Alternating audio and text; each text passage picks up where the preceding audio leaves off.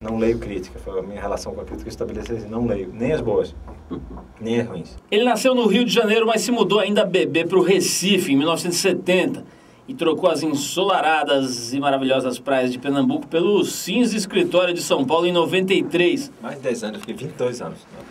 Eu sempre brincava que a distância maior que eu morei da praia era 150 metros. Como redator, trabalhou nas principais agências de propaganda da cidade e produziu centenas de filmes publicitários. Há 10 anos, aproximadamente, ele resolveu apostar suas fichas na verdadeira paixão, o cinema.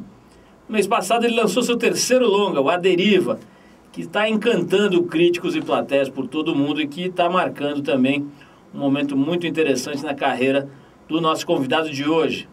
Para falar um pouco mais sobre esse filme e sobre toda a sua trajetória, a gente recebe hoje aqui com muito prazer o Heitor Dália. Olha, eu acho assim, que esse filme, assim, ele faz uma biografia de uma geração. Assim. Eu me lembro quando eu mandei para a Joana, que trabalhava comigo, foi minha diretora assistente, assim, eu mandei o roteiro para ela, ela falou, Heitor, eu contei para você a minha história? Eu falei, não, porque é a minha história. Eu falei, não, Joana, é a minha história, desculpa. Assim, tipo, e ela era dela a história dela também. E a gente mandava o roteiro para todo mundo e falou, não, é a minha história também, entendeu? Então é a biografia de uma geração, porque faz que a primeira grande transformação na estrutura social brasileira, final dos anos 70, começo dos anos 80, onde as separações viraram uma coisa corriqueira, né? E acho que mudou aquela estrutura social, que hoje é o que deu aí, relações conflituosas, de diversas configurações. Eu acho que, então, por isso o filme tinha tudo a ver de ser nos anos 80, porque, primeiro, porque foi a data que meus pais se separaram nessa época, né? Eu queria fazer uma coisa pessoal, e ao mesmo tempo é quando isso mexeu na estrutura social brasileira mesmo. Só que hoje em dia a dor continua a mesma, assim, sabe? Eu estou acompanhando a separação de um casal de amigos, e eu vejo o filho deles de 3 anos, quanto o menino está sofrendo, entendeu? Outro modelo, outra coisa, mas... Justamente essa polêmica aí, você estava dizendo quanto o filme é baseado numa história meio universal. E agora um jornal grande aqui de São Paulo levantou toda uma polêmica e tal, de que o filme teria se baseado ou até plagiado um filme da Nova Zelândia, que é bem anterior e que está disponível aí em DVDs, etc. Como é que isso pega? O que você tem a dizer sobre essa crítica, esse tipo de crítica? Como Aristóteles fala assim, os plots são 2, entendeu?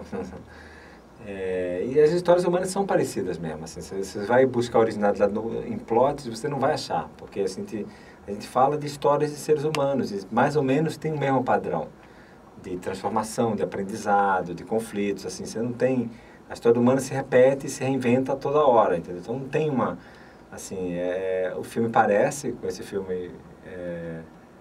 neozelandês realmente tem similaridades e tem divergências completas, assim, o filme é totalmente diferente, assim, dos personagens, nas curvas, nas conclusões, né, na fotografia, no olhar estético, na emoção que o filme neozelandês é mais escuro, mais depressivo, menos emocionante, a deriva as pessoas choram, o filme mais solar, mais carinhoso com quem vê, entendeu? Assim, então, assim, acho que tem a ver e não tem, entendeu? Assim, tipo, então, eu acho que na verdade, assim, foi uma polêmica para mim, uma polêmica inventada, porque não foi uma repercussão de um fato.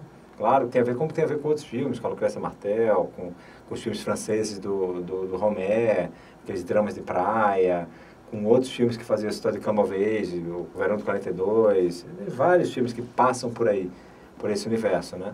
Eu acho que, né, o jornal quis criar uma polêmica para esquentar a edição, nem teve coragem de ir tão a fundo, se contradisse, então ficou matéria meio de imprensa marrom, entendeu? Agora tem uns detalhes, eles fizeram até uma tabelinha ali com itens que seriam iguais ou parecidos. Tem uns detalhes de figurino, por exemplo, que realmente chamam a atenção, né? Tem uma camiseta ali da menina meio igual ou parecida.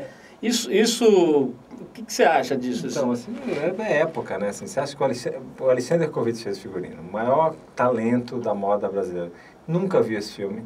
Tem um aspecto legal do A Deriva, do teu filme mais recente, que é o fato dele falar da classe média, né? A gente vem de uma leva de filmes muito focados, talvez desencadeado pelo sucesso de Cidade de Deus, ou influenciado por esse sucesso, muita favela, muito tráfico, muita bandidagem, etc. De repente você vai lá para uma coisa sutil, para um olhar sutil, para uma história que acontece ali entre entre figuras que representam uma classe média brasileira e tal. Como é que essa camada da sociedade, essa turma estava meio esquecida pelo cinema? Eu acho que sim, diferente do cinema argentino, que retrata, né, a classe média o tempo todo, é um cinema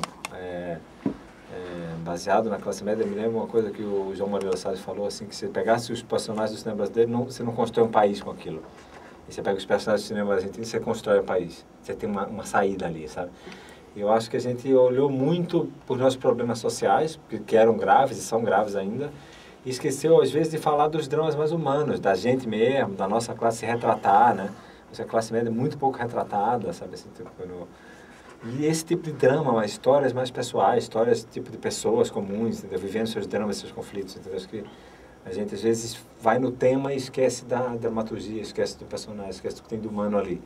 E se perde nesse documento, entendeu? Porque vira um documento, mas não vira um filme.